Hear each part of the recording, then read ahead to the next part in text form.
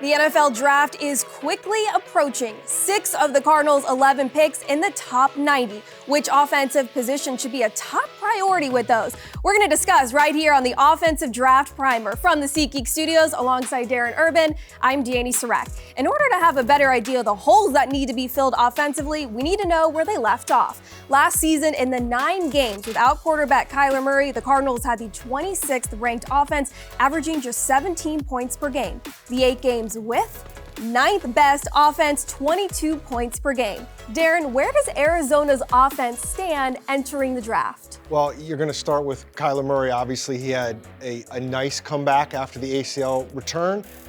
I think they want to see him take another step further, and that's clear. But when you have your number one quarterback, that's a big deal. And we've also seen that Drew Petzing, the offensive coordinator, is going to want to run the ball. They're going to be a little bit more of a ground control kind of situation, which when you have James Conner and this offensive line that was doing a pretty good job doing that, I think they're in a good place with that. Now, how do you build on that? Offensively, what do you seek in the draft that's going to make you better in all those areas and make sure you can have some kind of evolution to what they're doing? And obviously, we're going to get to receiver. We're going to get to the offensive line, but there are definitely holes that this team is going to be looking at when we get to draft. Let's take a closer look at some of those holes that need to be filled on the offense. Move on over to the monitors. These are just the offensive positions. Special teams or defensive needs are going to be in a different primer video. So these are just the offense. Darren, we haven't seen each other's list, so I'm excited and a little nervous to see how similar or different they are. I'm not sure I believe how excited you really are, but okay, we'll roll with that one. Well, let's get to it. Our top 5 positions of need. We both had wide receiver. No secret there because the Cardinals don't have a true number 1 receiver. There are options if they want to go with one of the top prospects, but it's such a deep class, they have the ability to wait a pick or two and address that position later on. Yes, the Cardinals have plenty of needs across the board. At some point, you need someone to throw to. Hollywood Brown was that true number 1 receiver last year. He left the Cardinals in free agency. In 2 of the 4 games Brown missed, a top targeted receiver was a running back or a tight end. Cardinals need help in this wide receivers room. They have the need and the draft capital to draft multiple. I think that's a very real possibility, is drafting multiple wide receivers in this draft. And then the question becomes, okay, what exactly are they going to be looking at? We all know that there's a possibility of a trade at 4. So does that impact whether you get a Marvin Harrison or a Malik Neighbors or a Roma Dunze? And I think that's what everybody's been talking about. And it doesn't surprise me that you have them number 1 and that I have that same position number 1, because I think at this point, with the way Hollywood Brown left, with moving on from Rondale Moore, that's a position they have to look at. But as you mentioned, this is such a deep draft. And whether you go with the kid from Texas Mitchell later in the draft, or if you go in the second round with a Ricky Pearsall from right around here at Corona del Sol, or somebody like that, there are going to be guys that I think will fit this offense and what Drew Petzing wants to do. Plenty of options when you're looking at wide receiver draft prospects. Number 2, things are already different on our list. I had tight end, you have offensive line. Why? I think this whole Monty Ossenfort and his front office has done a nice job in terms of filling out the holes that they have, going into free agency, getting guys that perhaps can play those roles if they need them to play. But I think ultimately you always need to be looking forward. And I think what Monty Ossenfort has made very clear with how he's run things and how he's done things is that the trenches are always going to be the most important thing for him. So I would be shocked if the offensive line is not only addressed, but addressed probably multiple times in this draft, whether it's a guy that's going to start now or a guy who's going to start sometime in the future when Jonah Williams' contract runs out, or when they want to get a younger center, or whatever it might be. This was number 3 on my list because the Cardinals have 4 of their 5 starters, with the exception of left guard. This is an offensive line that blocked for a 1,000-yard rusher in James Conner last season, finished with the 4th best run offense. They added Jonah Williams, a left tackle, in free agency. Now it's just about adding some versatility.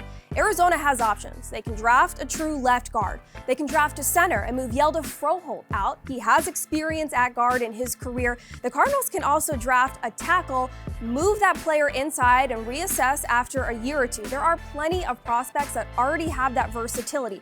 Jackson Powers Johnson out of Oregon, Graham Barton from Duke, Cooper Beebe, Kansas State, Zach Frazier, West Virginia. This is a need. However, the Cardinals are set So that's why it's at number 3 for me. So I'm interested, I'm seeing you have tight end at number 2. I think that would be surprising for a lot of people, but why would you go with tight end? That was a little bit of a tricky one when I was starting to think about my list. Arizona has their starting tight end, Trey McBride, had a breakout season. McBride broke the franchise record for most receptions in a single season by a tight end with 81. When quarterback Kyler Murray returned, their connection skyrocketed. What Arizona's missing?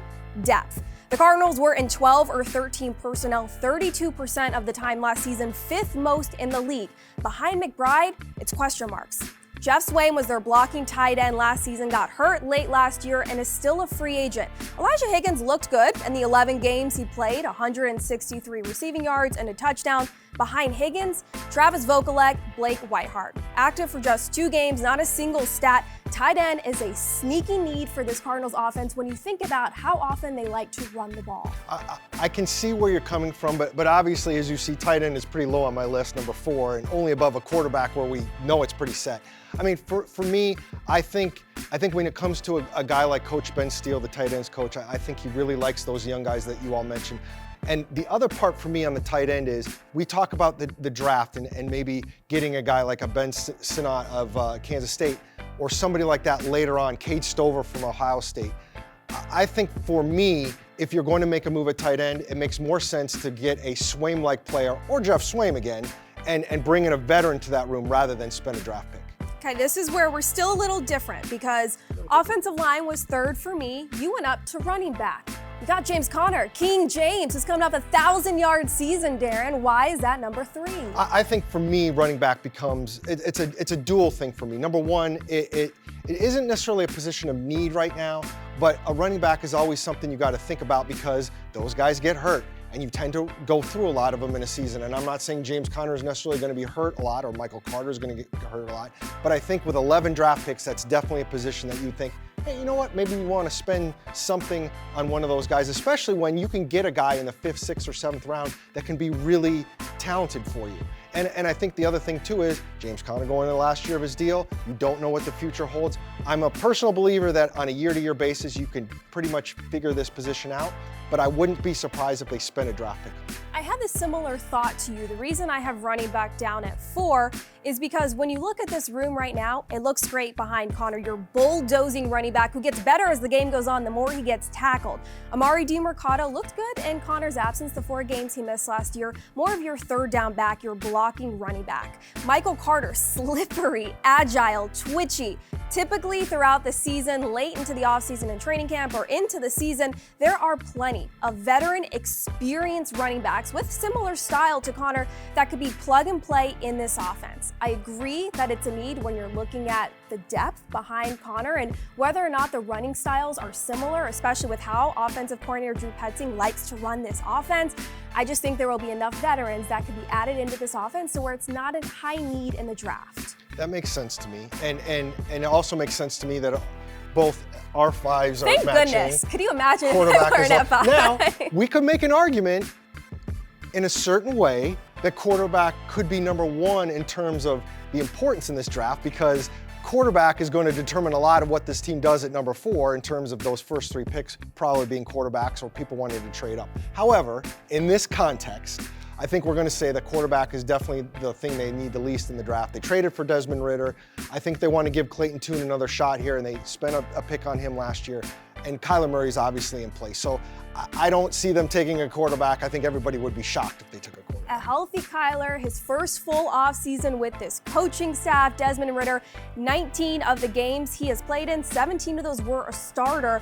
That experience is what stood out to General Manager Monty Ossenfort when making that trade for Ridder. Quarterback's room is set.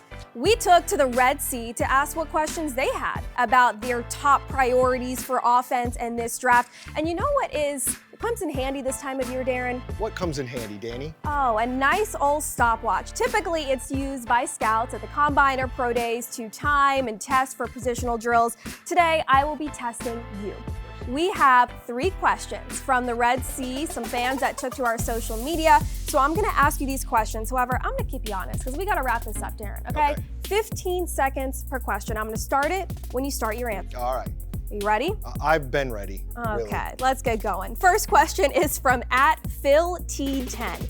What do you think Monty Ossenfort is most likely to do at number 4? Draft wide receiver Marvin Harrison Jr. or trade? Go. It is funny that everybody always assumes it's Harrison if they stay at 4. I think he's going to stick with a pick unless he gets blown away, and I'm not ruling that possibility out. So yes, I think the trade's on the table, as much as that might bother everybody out there in Cardinals fandom. Wow, that was perfect. Great job. Let's see if you can keep it up. Clearly I'm. Let's see if you're consistent. Question number 2 comes from @MosesGarcia_. Given the circumstances, is the 4th overall pick the new 1st overall pick in this year's draft? I'm going to say yes, because we've already talked about the quarterbacks going 1, 2, and 3. The Patriots are still interesting, though. If they trade out of that pick, everything gets messed up. But I'm going to go yes. That's really the number 1 pick.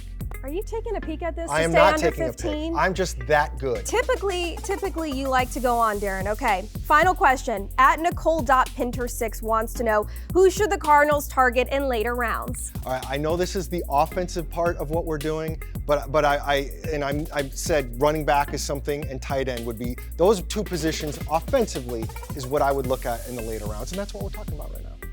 I'm impressed, Darren. I didn't think you were going to be able to get your point in under 15 seconds for all 3 questions. Bravo.